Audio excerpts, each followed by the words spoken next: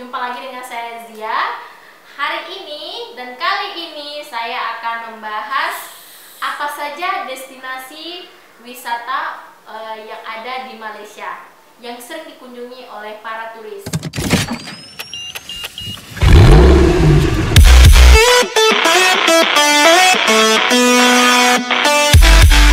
Pertama, itu adalah KLCC, Kuala Lumpur Convention Center. Itu sebenarnya KLCC merupakan tempat perusahaan minyak Petronas di Malaysia. Tapi itu sebagai ikon juga untuk negara Malaysia, negara Twin Tower, yaitu menara kembar. Mungkin sebelum COVID banyak sekali wisatawan yang pasti dan harus ke sana hanya untuk mengambil foto. Siapa yang tahu kalau di KLCC di bawahnya itu ada yang namanya iSetan. iSetan itu merupakan tempat untuk berbelanja.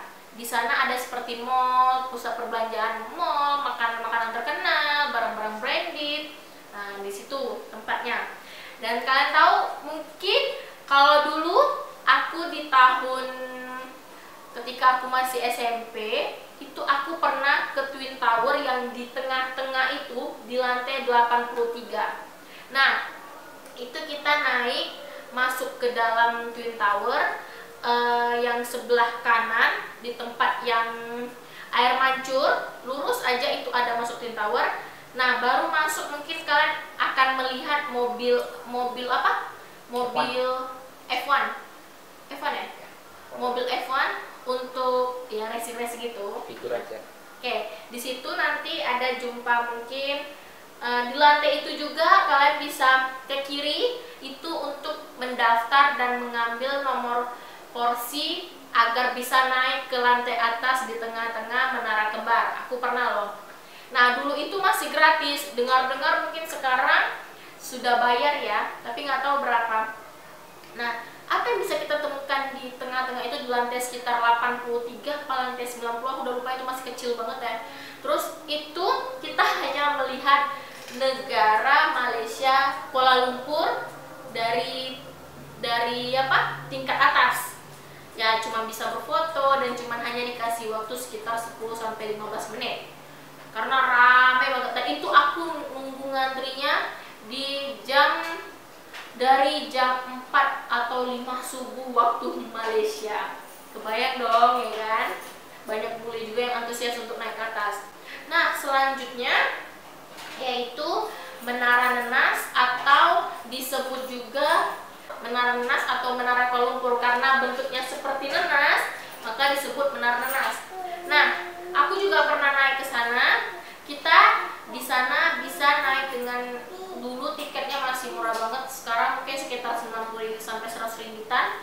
Di sana kita dapat istilahnya sejarah dari kota Kuala Lumpur. Nanti kita diarahkan di lorong ini, lorong 1, 2, 3. Kita dikasih alat record itu yang sudah ada seperti tag. Kita bisa mendengarkan mereka menjelaskan di situ. Yang aku masih ingat, kita melihat di kacanya tersebut, kemudian kita melihat ada seperti bangunan, mereka langsung menjelaskan, oke, nah bangunan yang ada yang sekarang Anda sedang berdiri dan kelihatan dari sini itu merupakan bla bla bla bla. Mereka menjelaskan tahun berapa bangunannya, berapa lantai, apa fungsinya, ini. Nah, seperti itu.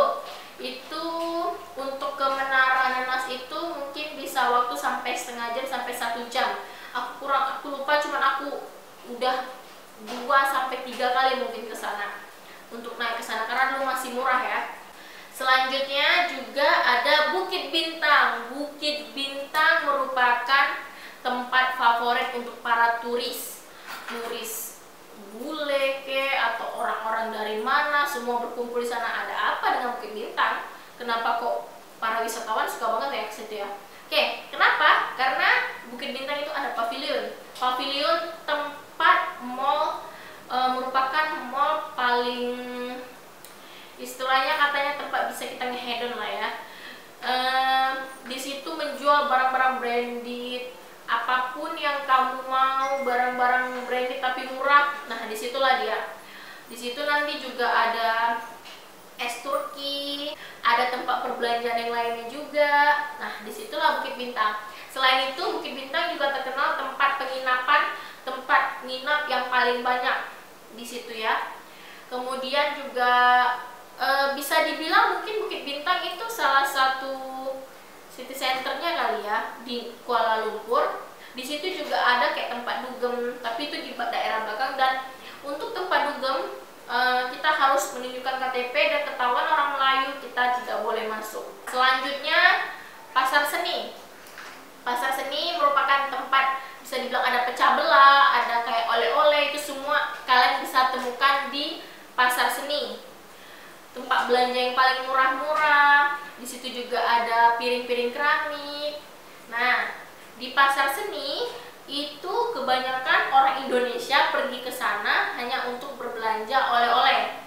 Karena di sana juga ada yang namanya tulisan Kuala Lumpur, kayak yang hits-hits gitu, nanti dia ditengokin.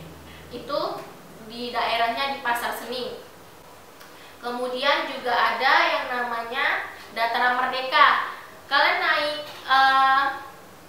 LRT dari dari Pasar Seni, terus turun naik ke LRT, nanti ada daerahnya Masjid Jami. Nah, turun di situ ada yang namanya Masjid Jami.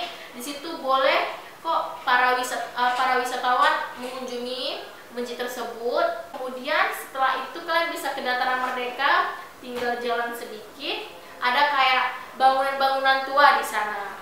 Dan dari situ kalian juga bisa naik bus, bisa keliling dengan bus gratis, bisa kelilingin dengan kelilingi Kuala Lumpur. Oke, tempat yang paling favorit juga yaitu Genting Highland. Genting Highland terkenal dengan kasinonya, tetapi selain kasino, mereka juga ada kayak tempat bermain seperti di Jakarta, di Dufan ya, di Dufan. Nah, itu ada di Genting Highland, tapi sekarang masih dalam renovasi, nggak tahu setelah COVID.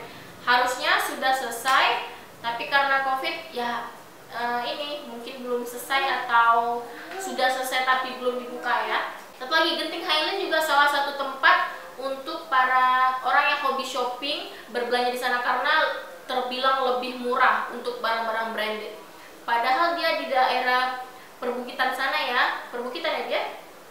Perbukitan sana, tapi kenapa kok lebih murah, nggak tahu juga kenapa. Oke, ada lagi beberapa tempat yang belum pernah aku kunjungi seperti ICT yang berada di Shah Alam. Itu tempat yang favorit juga untuk bisa membawa keluarga, bisa bermain, dan itu dimulai lebih banyak sih orang malam di situ ya. Nah, selanjutnya juga ada Cokit. Cokit merupakan tempat berbelanja yang murah juga di sana, tapi Cokit ini lebih ke arah makanan ya. Di sana itu sebenarnya untuk di Malaysia itu mudah aja sih untuk jalan-jalan, karena kayak transportasinya ada MRT, ada LRT, ada KTM, kemudian juga ada bus apa nih yang murah itu? Yang free itu? Juga ada shuttle bus yang murah, yang tidak bayar, free, bebas. Dan itu ketika kita naik bus, pastikan itu ramai yang ikut bus itu karena free. Selanjutnya juga ada Mid Valley. Mid Valley itu aku pernah juga ke Mall Mid Valley. Itu terkenal untuk para anak-anak yang mungkin istilahnya gaul ke sana gitu kan. Belum ke sana pasti belum gaul gitu. Selanjutnya yaitu Batu Cave. Batu Cave juga merupakan tempat wisata yang paling ramai didatangi oleh para wisatawan, dan itu membutuhkan waktu yang cukup lama untuk berada di sana. Mungkin kalau mau lebih instan kalian bisa menggunakan Grab atau taksi, tapi mau yang lebih hemat kalian bisa menggunakan KTM. Oke, selanjutnya juga ada Legoland. Legoland berada di Johor Bahru. Legoland ini, uniknya Legoland ini untuk anak-anak. Mungkin bagi kita mungkin ada beberapa orang untuk masuk tiket ke Legoland itu mahal ya, tapi bisa cukup kita berfoto di depannya saja, atau dulu ada tempat bermainnya di hotel bawah itu free untuk siapapun.